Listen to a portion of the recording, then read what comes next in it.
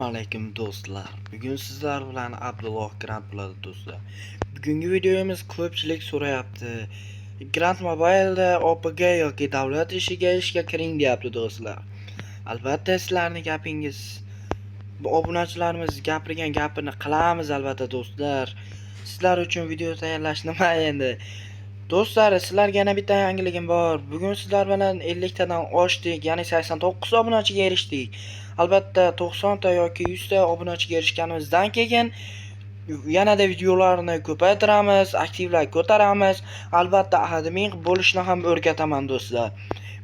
Men sizlarga asosiy maqsad, mendan ko'pchilik so'rayapti, Abdulloh aka, siz davlat ishga kirishni o'rgating deyishyapti.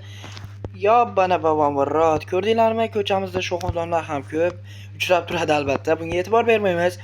Do'stlar, nechta bugun masalan 89 obunachiga erishdik. Agar bu video 50 ta ko'rilishdan o'tadigan bo'lsa, men sizlarga ishga kirib, qanday 2 rang yoki 3 rang ko'tarilishni ham o'rgataman do'stlar.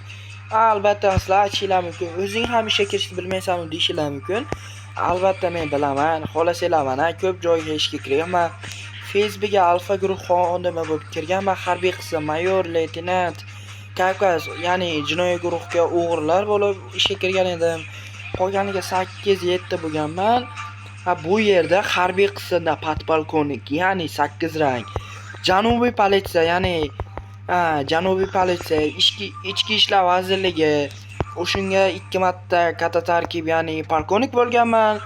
Harbiy biletam ham bor, xizmat staji 94 oy. Shunaqa o'xshash narsalar qarchi do'stlar.